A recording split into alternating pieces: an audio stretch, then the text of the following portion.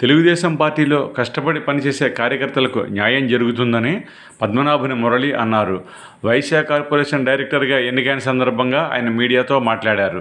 తనను ఈ పదవికి ఎంపిక చేసిన ముఖ్యమంత్రి చంద్రబాబు నాయుడు, స్థానిక శాసనసభ్యులు బొలిశెట్టి శ్రీనివాస్, తెలుగుదేశం పార్టీ ఇన్ఛార్జి వల్లభ బాబ్జీ తదితరులకు ఆయన కృతజ్ఞతలు తెలియజేశారు. ఆర్యవైశ్యుల అభ్యుదయానికి తాను కృషి చేస్తానని ఆయన తెలియజేశారు.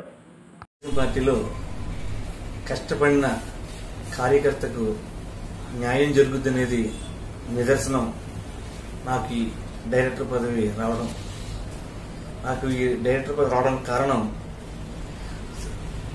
జాతీయ పార్టీ అధ్యక్షులు నారా చంద్రబాబు నాయుడు గారికి, అలాగే జనసేన పార్టీ అధ్యక్షులు పవన్ కళ్యాణ్ గారికి, బీజేపీ పార్టీ అధ్యక్షులు పురంధరేశ్వరి గారికి, మా జిల్లా అధ్యక్షులు మంతెన రామరాజు గారికి, అలాగే మా కార్పొరేషన్ చైర్మన్ డూండి రాకేష్ గారికి, మన తాడేపల్లిగూడెం నియోజకవర్గ ఇన్ఛార్జ్ వల్లభ బాబ్జీ గారికి, మన ఎమ్మెల్యే బొలిశెట్టి శ్రీనివాస్ గారికి అందరికీ ధన్యవాదాలు తెలియజేసుకున్నాం. ఈ కార్పొరేషన్ స్థాపించడం దేనికోసం అంటే పేద వైశ్యులు ఎవరైతే ఉంటారో వాళ్ళకి వ్యాపారం నిమిత్తం అయితే లేదన్నా పశు సంపదను చిన్న చిన్న వ్యాపారాలు చేసే ప్రతి ఒక్కరికి కూడా అరుగులేని వారికి లోన్లే ఇచ్చి వాళ్ళని డెవలప్ చేయవలసిన బాధ్యత మనందరి మీద ఉంది. ఈ కార్పొరేషన్ విషయం ఏంటంటే ఏమైనా 80% వచ్చిన దాంట్లో మీకు మనకి ఇచ్చిన లోన్లో 80% సబ్సిడీ వచ్చి 20% చెల్లిస్తే వాళ్ళకి లోన్ అమౌంట్ వస్తాం జరుగుతుంది. ఈ అమౌంట్ చంద్రబాబు నాయుడు ఒకటే చెప్తున్నారు, ఎప్పుడన్నా 100 మందికి ఉపాధి కల్పించిన వాళ్ళకి 100కి 10 మందినో 20 మందికో ఇచ్చే అవకాశం ఉంటుంది.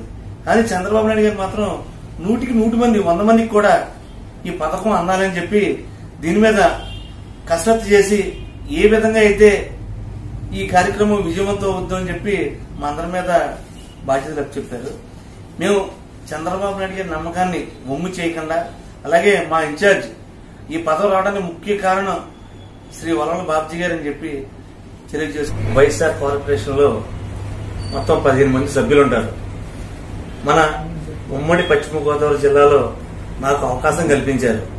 ఈ ఆర్యవైశ్యుల అభివృద్ధి కోసం, సంక్షేమం కోసం మా సాయి శక్తుల కృషి చేస్తాను.